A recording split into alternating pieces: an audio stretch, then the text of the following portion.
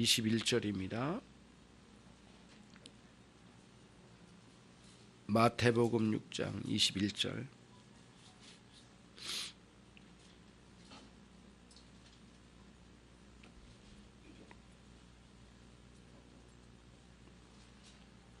(19절로) 20절까지는 제가 읽겠습니다. 너희를 위하여 보물을 땅에 쌓아두지 말라.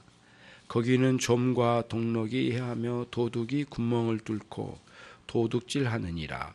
오직 너희를 위하여 보물을 하늘에 쌓아두라. 거기는 좀이나 동록이 해하지 못하며 도둑이 구멍을 뚫지도 못하고 도둑질도 못하느니라. 21절 같이 읽습니다. 내 보물이 있는 곳에는 내 마음도 있느니라. 아멘. 내 보물이 있는 곳에는 내 마음도 있느니라.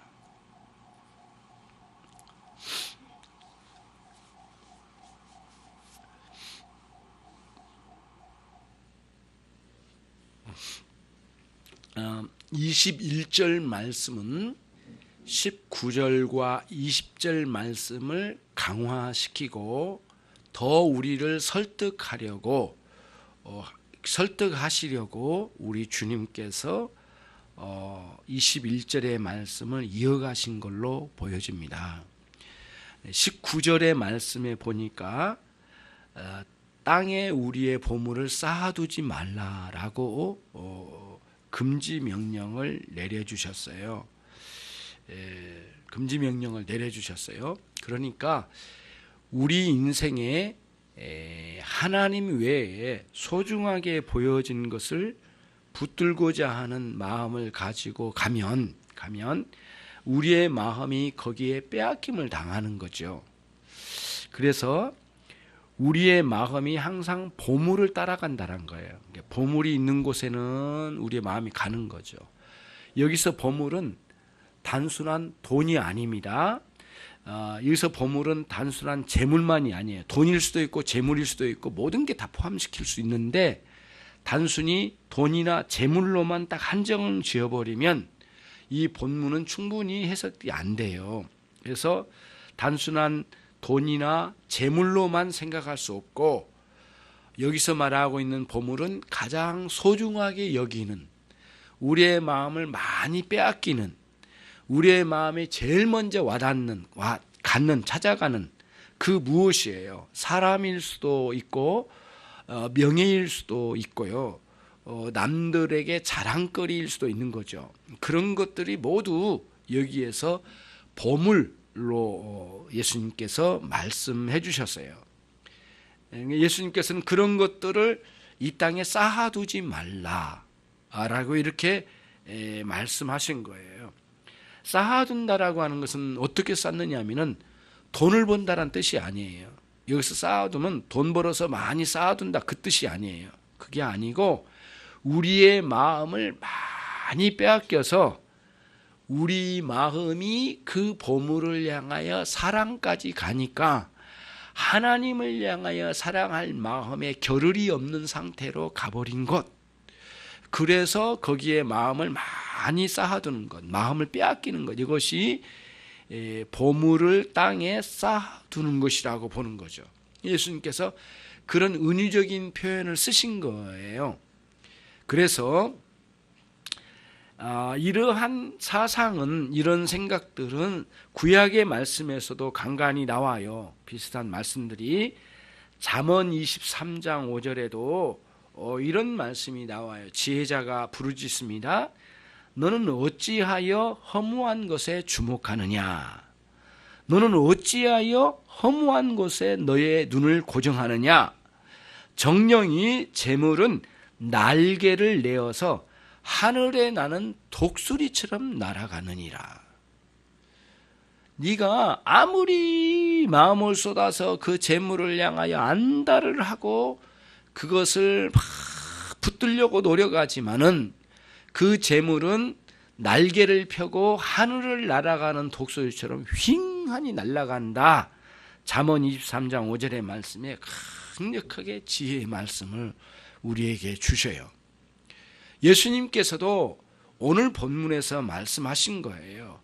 보물을 땅에다 쌓아놓는, 네가 그렇게도 소중하게 여기는 그것을 붙들기 위하여 안달하는 그런 상황 속에서 결국에는 마음을 다 빼앗기는데, 그 마음은 여호와 하나님을 사랑하는데 고정하라고 주신 마음이지, 이 땅에 있는 것은 하나님을 사랑하면서 도구로 써라고 주신 그런 물질이나 그러한 많은 요소들이지, 이것을 너의 인생의 목적으로 삼고 사랑해버리라고 준 것들이 아니다. 너희는 혼돈하지 말라. 그래서 어리석은 사람들은 이 땅에 보물을 쌓는데 너희 마음을 다 빼앗겨가지고 완전히 거기에다가 쏟아붓는데, 그런 식으로 할 게 아니다. 너희들에게 주시는 하나님의 은혜로 주신 많은 재물이나 물질, 명예, 권세, 가족, 친구, 모든 재능, 그런 돈, 이런 것들을 다 주시는데 그거를 잘 활용하여 지혜롭게 하나님을 너의 인생의 보물로 여기고 사랑하거라. 그것이 하늘에 보물을 쌓는 것이다 라고 말씀하시면서 우리 주님께서 하지 말라 하라 라고 이 19절과 20절에서 말씀해 주십니다.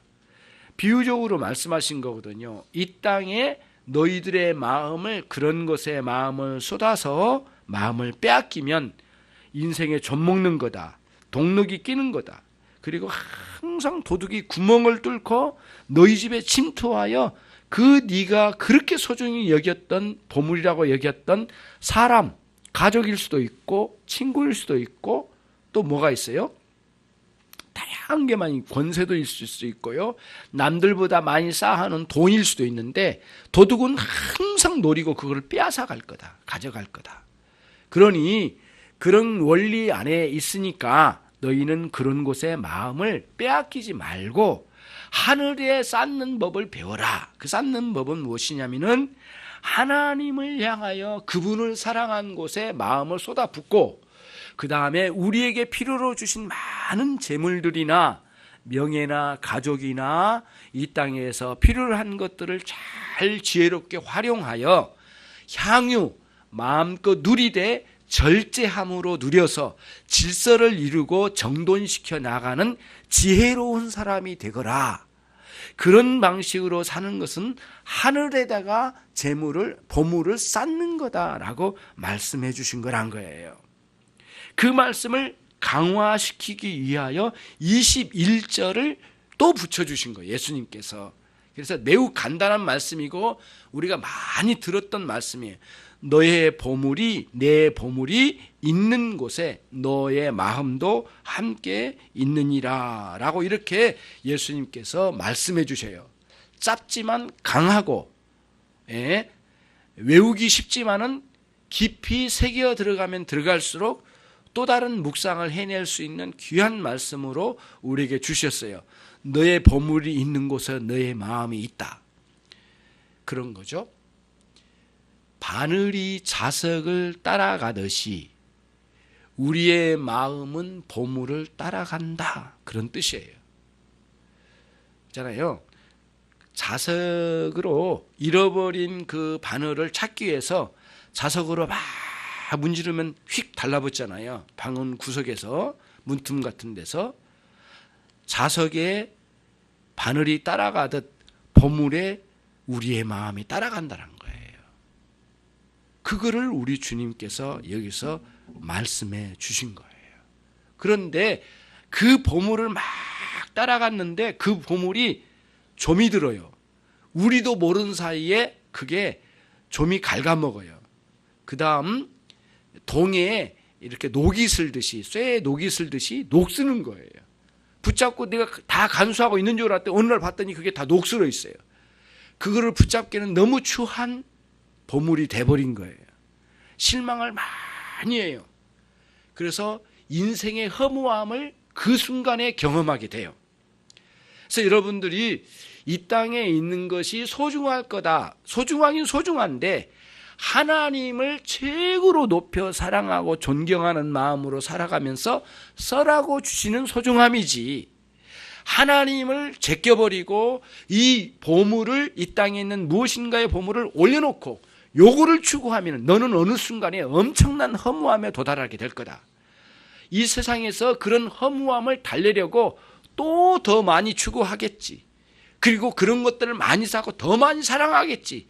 그러면은 또 반복적으로 계속 가다 보면은 처음에는 마음이 이끌렸지만 나중에는 내 마음이 그 보물을 차지한 것처럼 생각되지만은 좀 더 가면은 보물이 우리의 마음을 빼앗아 버리고 또 반복적으로 허무함이 또 따라오니까 또 그 허무함을 달래려고 또 더 가까이 가거든요. 그 보물에. 그러면은 결국에는 그 보물이 우리를 지배해서 노예가 돼버린 거죠. 그래서 어떤 사람은 돈의 노예가 되고 어떤 사람은 이성의 노예가 돼요. 어떤 사람은 가족의 노예된 사람이 있어요. 어떤 사람은 부모에게 노예된 사람이 있고 어떤 사람은 자식에게, 어떤 사람은 성공에, 어떤 재물에, 어떤 사람은 명예에, 남들이 알아준 것에 의하여 자기를 자랑하고 싶어하는 자기 자랑의 노예가 되어서 세상 사랑의 노예가 되어서 끌려다닌다는 거예요. 왜냐하면 보물이 거기 있으니까, 마음이 따라가 버리니까. 마음이 따라간다는 것은 나 전체가 따라간다는 뜻이거든요. 왜? 모든 인생의 결정은 마음에서 하는 것이고, 그리고 모든 행동의 출발은 마음에서 시작되는 거고, 그리고 마음에 있으면 그쪽으로 확 달려가기 때문에 간다는 거예요. 그런데 가면은 어느 순간에 좀먹어 있어요. 동록이 껴 있어요. 녹슬어 있다 이거예요. 그리고 어느 순간에 도둑이 반쪽을 훔쳐갔어요. 너무 험해요. 사람을 따라서 갔는데 실망을 느끼기도 하고, 돈을 많이 모아봤는데 모으면서 또 모으고 또 모아왔지만은 돈에서 충분한 행복을 못 누린다는 허무함을 찾아요. 허무함을 경험하게 돼요. 그때에 너희는 이것을 알라, 이렇게 말씀하신 거예요. 그거를 알라 이제 제발. 그래서 이런 것들은 모두, 이 보물들은 항상 도둑과 좀과 동록이 가까이 있어요. 아니 붙어 있어요. 아예 붙어 있는 거예요. 그런 보물에게는. 그러니 그것이 최종적이고 영원토록 추구할 만한 것이 못 된다. 그런 것들은 모두 여호와 하나님을, 하늘에 계신 하나님과 우리 주 예수 그리스도와 성령님을 섬기고 예배할 때 쓰라고, 그거를 잘 활용하라고 주신 도구일 뿐이다라고 하는 사실을 예수님께서 우리에게 말씀해 주신 거예요. 그런 차원에서 우리는 우리의 삶에서 이런 것들에 매달려 살아가는, 그런 것에 애원하듯이 갈망하면서 살아가는 이 땅에 있는 모든 보물들을 내려놓고 예수 그리스도께서 우리의 영원한 보물 되심을 되찾는, 진정한 보물을 바꿔야만 하는, 그런 보물을 바꿔서 진정으로 우리가 그분이 우리의 영원한 보물 되심을 깨닫고 그분을 향한 우리의 마음 쏟음, 그분을 향한 우리의 온전한 마음 다하여 사랑함, 그분을 향하여 섬김, 이것이 최고의 인생의 목적이 되어서 전인적인 회개가 일어나 살아가는 원리를 되찾으라. 주님께서 이거를 말씀해 주신 거예요. 그래서 적절하게 우리는 이 땅에 우리의 삶은 나그네예요. 나그네는 집이 여기에 있는 게 아니에요. 자기 고향이 여기 아니에요. 저 멀리 떨어져 있어요. 나그네는 고향이 여기가 아니고 저 멀리 있는 곳이에요. 이 땅은 전체가 우리의 나그네예요. 성도들에게 있어서는 나그네예요. 그럼 우리의 집은 어디예요? 하늘에 있어요. 하늘이 우리의 집이에요. 돌아갈 곳이에요. 여기서는 적절하게 나그네 생활로서 털 건 털어내고 적절하게 그거를 누리다가 또 베풀기도 하고, 그러면서 하나님을 향하여 나가는, 거기 계신 아버지를 향하여 고향집으로 돌아갈 마음을 확정짓고, 이 땅에 있는 동안에는 아쉽긴 하지만 그런 것들을 내려놓고 갈 요량을 하고 준비된 마음을 항상 갖춰야 돼요.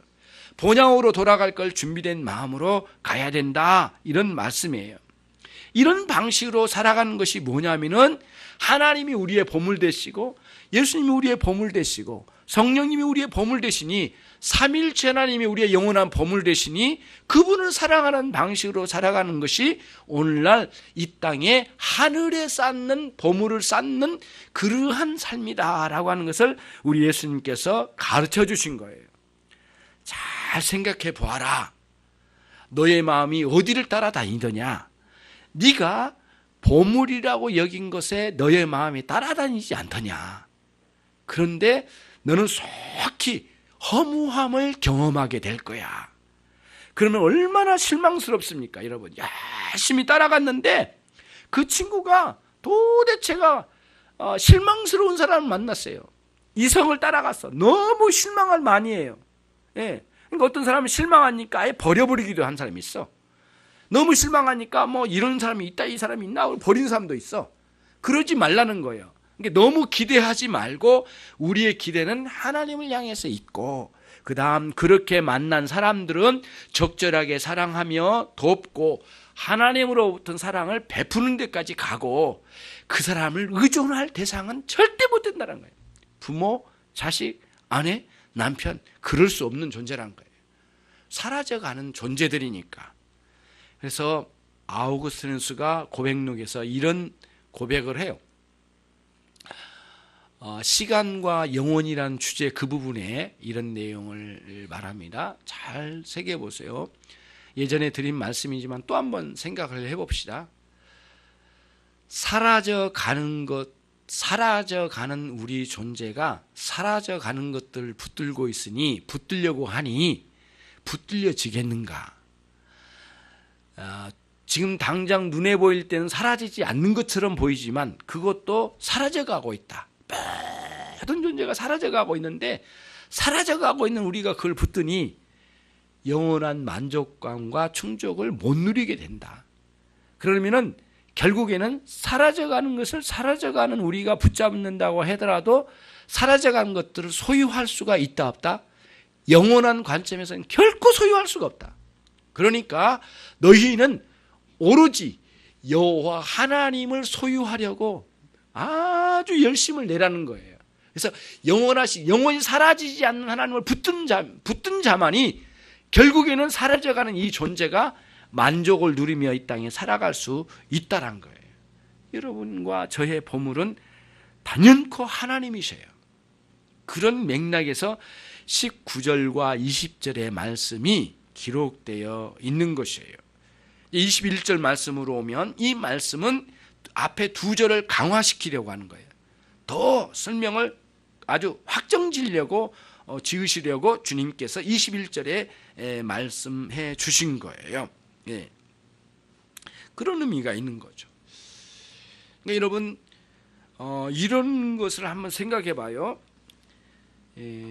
하나님을 만난 사람만이, 오직 하나님을 만난 사람만이 자기의 마음을 객관적으로 살펴볼 수가 있어요. 하나님을 만나지 않은 사람은 자기 마음을 아무리 살펴도 객관적으로 균형 있게 자기 마음의 상태를 볼 수가 없어요. 왜? 모든 중심이 자기이기 때문에 아무리 나를 봐도 하나님과 대치 비교시켜서 나를 볼 수 없기 때문에 나를 볼 수가 없는 거예요. 예. 그거예요. 그러니까 인간이 인간으로 비교시켜서만 보는 관점은 절대 온전히 자기를 볼 수가 없어요. 한계에 부딪혀버려요. 그게 그거예요. 그래서 항상 거룩하시고 광대하신 하나님 앞에 나를 비춰봐야 되거든요. 요 원리에서 떠나버리면 절대 나를 볼 수가 없어요. 그래서 여기서도 보물을 쫓아가고 있는 내 마음을 정확하게 꿰뚫어 보려면 하나님을 만나셔야 돼요. 왜 그러냐면은 이런 관점에 눈이 열리려면 결국에는 거룩하시고 높으신 하나님과 추하고 낮은 우리 사이의 관계를 비교 대치해서 볼 때만 가능하기 때문이에요. 그래서 반드시 하나님 만나셔야 돼요. 그런 내용으로 오늘 그런 관점에서 이 부분을 생각해 봐야 되겠어요. 많은 사람들은 그런 명예와 자랑거리와 권세 이런 것들을 쫓아가요. 예.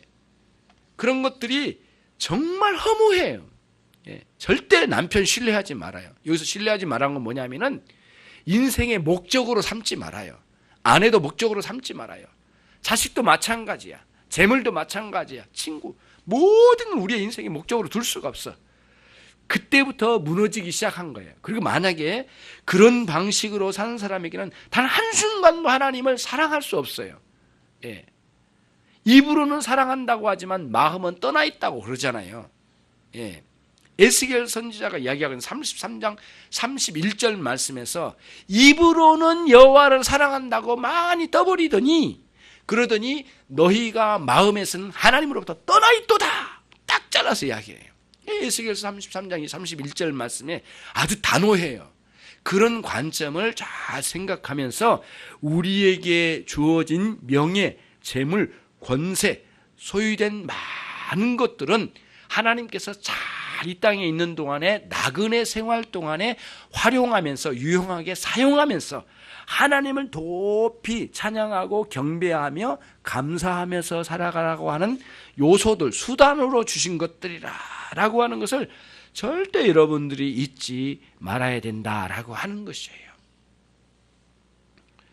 어떤 분이 그 기독교의 가치관과 세계관에 대해서 설명하면서 이런 말을 하더라고요. 저는 그래서 크게 감동을 받았어요. 이렇게 나라는 존재, 너나 나, 인간이나 한 너라는 존재가 여기 있는데 대부분의 사람들은 하나님을 크게 만나지 못한 사람들은 나라고 하는 존재를 친구와 연결시켜서 나를 본대요.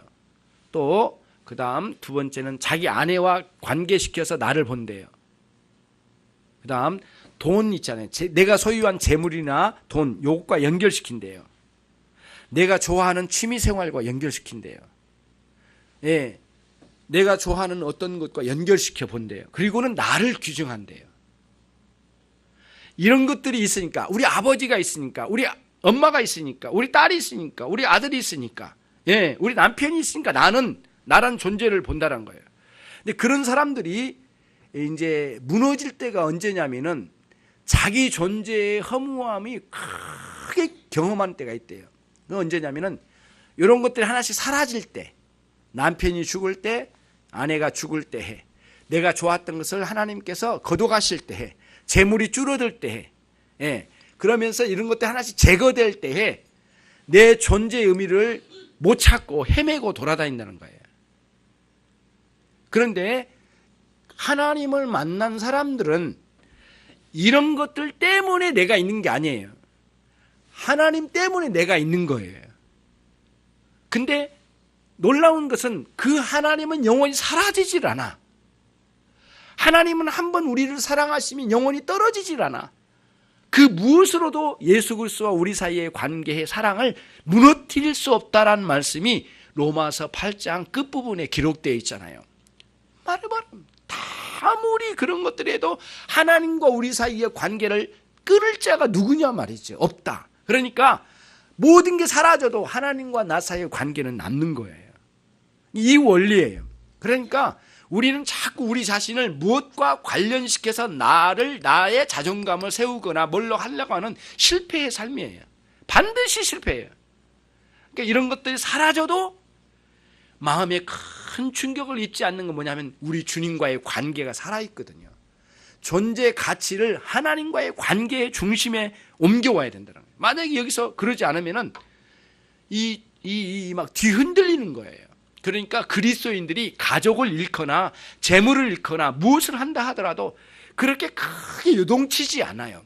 하나님을 전적으로 의존해요.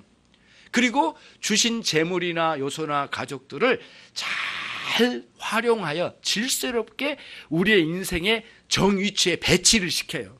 예. 그러잖아요.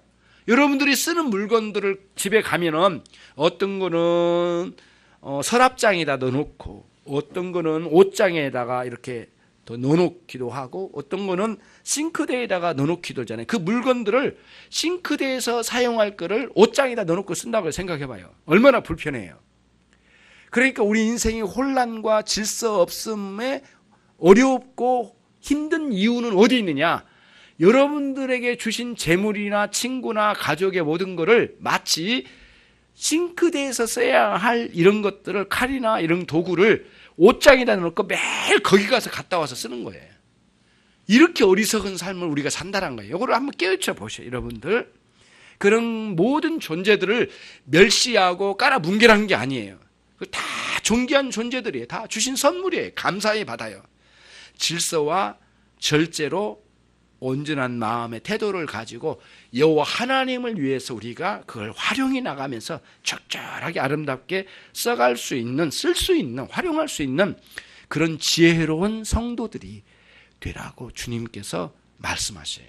그거를 간단하게 말씀하시기를 하늘의 보물을 쌓아두라 라고 하는 조금은 어렵지만 그런 표현을 써서 우리에게 말씀해 주고 계신 겁니다. 어려운 용어이긴 하지만은 철학에서 최고선, 선하다 할 때 선, 최고선이란 용어가 있습니다. 최고선. 이거는 여러분 한번 꼭 사전을 한번 찾아보시든가 이렇게 네이버에 한번 쳐서 최고선의 의미를 한번 읽어보셨으면 좋겠어요. 최고선은 뭐냐면은 오늘 여기서 예수님 말씀하신 것과 똑같은 거예요. 너의 보물이 우리의 최고선이에요. 근데 우리 보물은 하나님이셔야 되고 우리의 최고선은 하나님이셔야 되는데 최고선이 이 땅에 있는 그 무엇이다면 그건 게임 끝이에요. 예수님 그 말씀하신 거예요. 그거를 빨리 끊으라는 거예요. 인생에 여러분에게 있어서 최고선은 무엇입니까? 다시 한번 여러분 스스로에게 물어보셔요. 성경은 항상 매우 긴밀한 앞뒤 관계에, 그러니까 성경은 어떤 본문이 있으면 앞에 뒤에 이렇게 연결시켜서 의미 있게 순서를 배열해 놨습니다. 요거를 꼭 여러분 믿으셔야 돼요. 성경은 하나님 말씀인데 아무렇게나 뒤죽박죽 쓰레기통에 있는 것처럼 두지 않으셨다. 모두 정돈시켜 놓았어요. 성경은 기록에 있어서 그거를 확신하고 성경을 읽으셔야 돼. 그래서 18장에 있는 말씀이 이런 내용인데 19장에는 왜 이 말씀이 왔지? 비교를 한번 해보시면 확 열리는 때가 있어요. 성경 읽기를 그렇게 해보세요. 하고 계시죠? 성경 읽기. 예. 선모 형제 성경 읽기 하고 계시죠? 대답을 못 하고 계시네요. 이제 꼭 이제 담임 목사님 말씀드릴게요. 꼭 하십시다. 성경 읽기. 예, 성경 읽기를 하셔요. 그럼 성경 읽기를 하시는데 누가복음 18장과 19장을 오늘 가서 한번 찾아보세요. 18장에는 부자 청년이 나와요. 예수님 앞에 왔어요. 종교 생활에 뛰어난 사람이에요.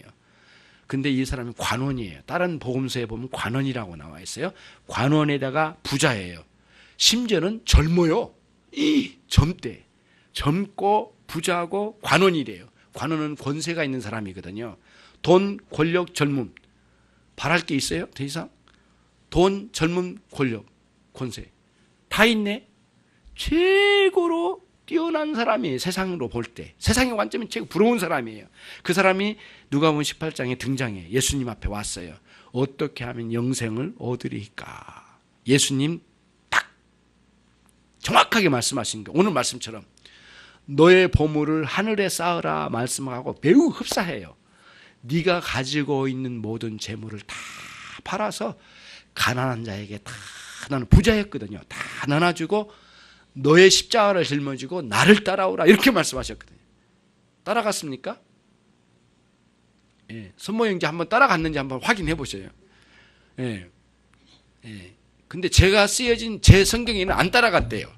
그리고는 흑빛이 돼가지고 가버린 거예요. 돌아섰어요. 왜 그럴까요? 보물을 땅에 쌓는 원리로 나 계속 살 거야.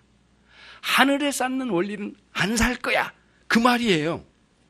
그런데 별반 다르지 않는 흡사하게 부자인 사람 또 한 사람이 19장에 등장해요. 그 사람이 삭개오예요. 삭개오. 예. 돈이 굉장히 많은 사람이에요. 이 사람은. 왜냐하면은 관세청에서 세무장을 한 사람이에요. 그러니 얼마나 돈을 많이 긁어모아가지고 또 그 당시에 비리가 많았겠냐고요. 여리고 지역은 관세청이 있는 곳이에요. 동쪽과 서쪽이 서로 교류해요. 여단강을 건너면서. 그래서 관세청이 있거든요. 관세장을 했대요. 그런데 거기서 부자였단 말이에요. 그런데 주님이 어느 날 자기 여리고 지역으로 지나가신다는 말씀을 어디서 듣고 소문을 듣고 기다렸는데 너무 사람이 많아. 근데 이 사람에게는 굉장히 큰 결점이 있어. 키가 작아. 그래서 주님이 안 보여. 그래가지고 우즈베키스탄도 가보니까 뽕나무가 많더라고요. 근데 뽕나무가 굉장히 커요. 예. 기어 올라가기 참 좋아요. 밑에부터 뽕나무는 올라가기에 좋은 게 뭐냐면 뽕나무는 휘어진 게 많고요. 가지가 많아. 그리고 붙잡고 올라가기가 참 좋아요. 뽕나무에 올라가서 또 올라가면은 앉아있기 좋게끔 휘어진 데가 많아요. 뽕나무는. 예. 그래서 오디를 많이 따먹었잖아요. 근데 그 뽕나무에 올라가 기다리고 있는 예수님 오신 거예요.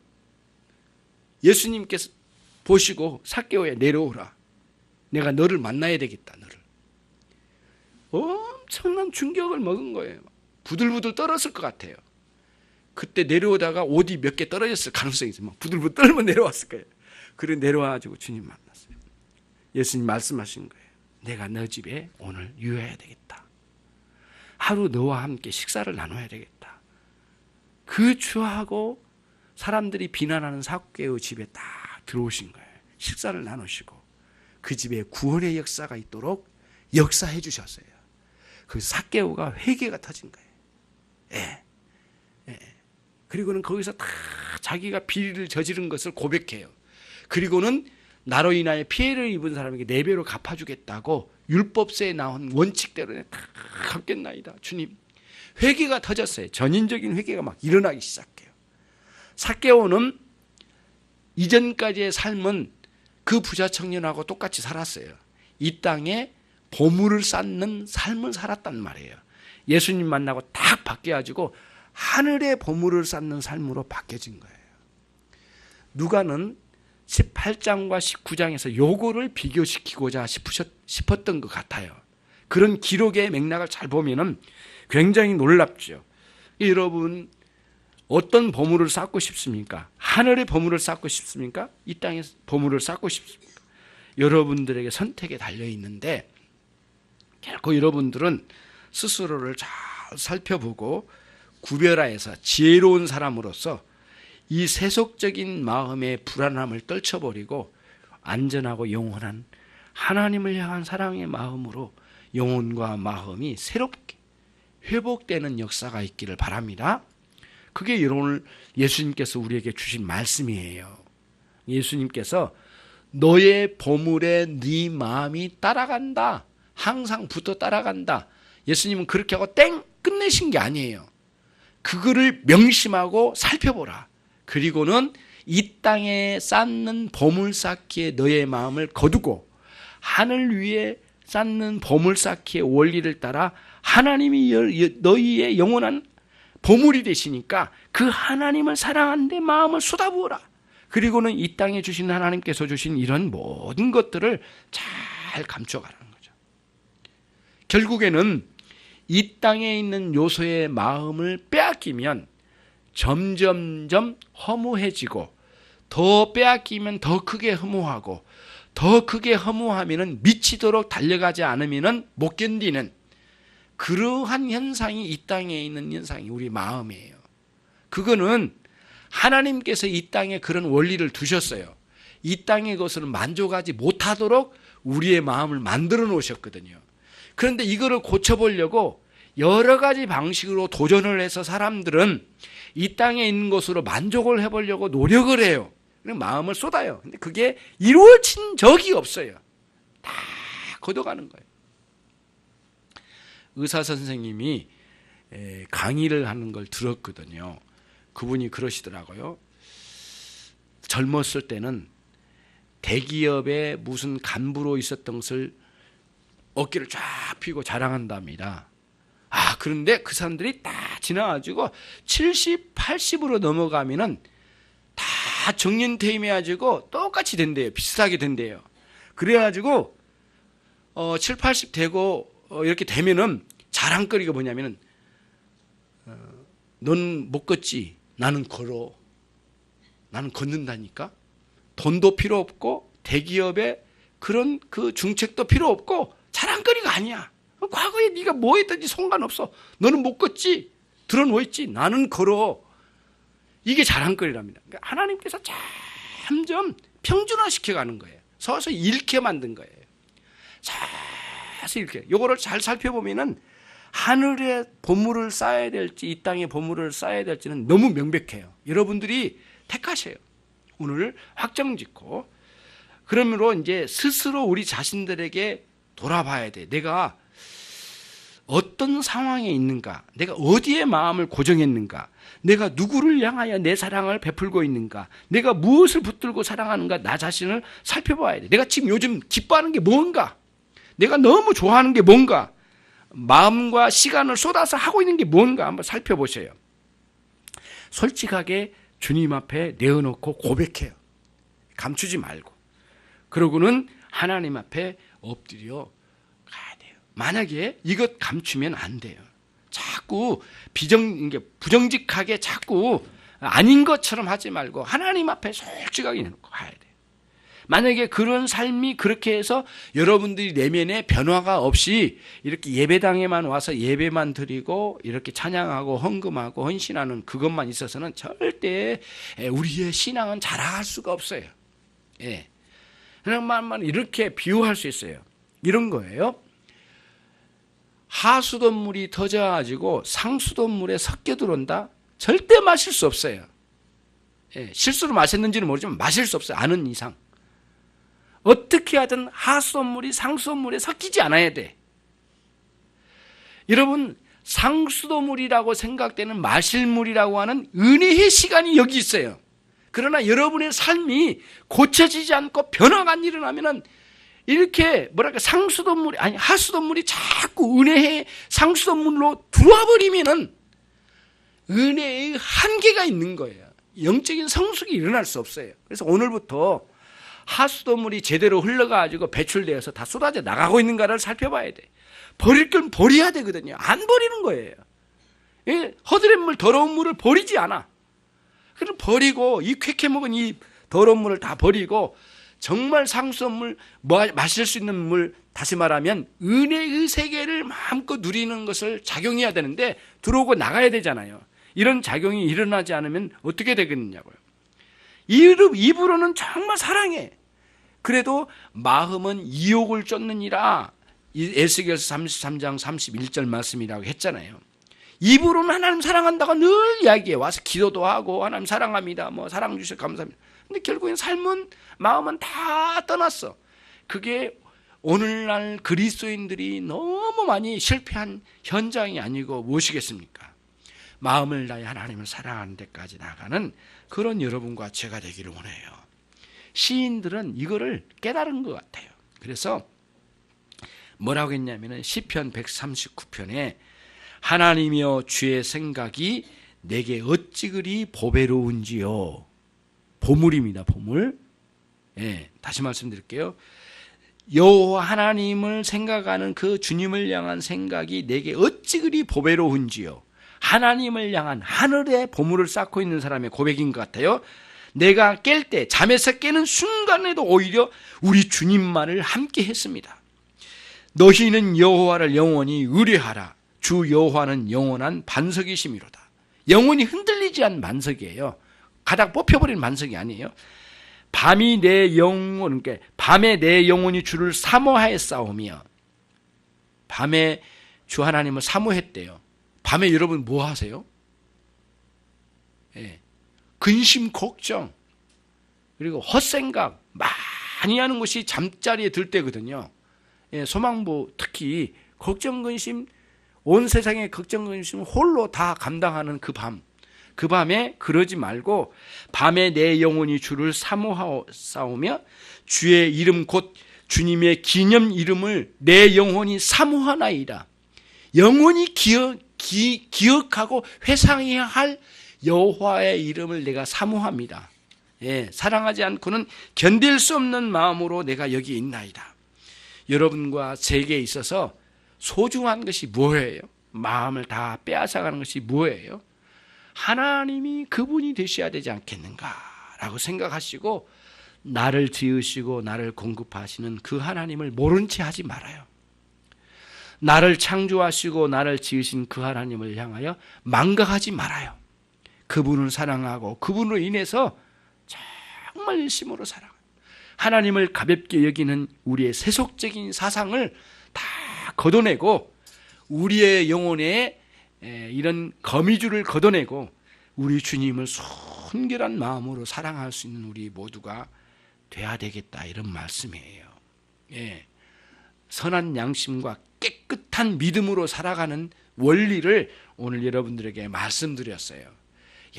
열심히 헌금도 하고 헌신도 하고 노력도 열심히 하지만 우리들에게는 이제는 가시적이고 시간 세계에 있는 것에 매몰되지 말고 적절히 떨어뜨려 놓고 하나님을 사모하는 데까지 나가는 여러분들이 돼야 되겠어요. 이게 아름다운 성도의 모습이잖아요. 그렇죠? 여러분의 보물이 있는 그곳에 여러분들의 마음도 있기 때문에 분별하십시오. 그러므로 여러분은 여러분의 마음을 항상 살펴가는 지혜로운 성도 여러분 되시기를 바랍니다. 기도하겠습니다. 이 시간 우리 같이 함께 말씀을 기억하며 함께 기도하겠습니다.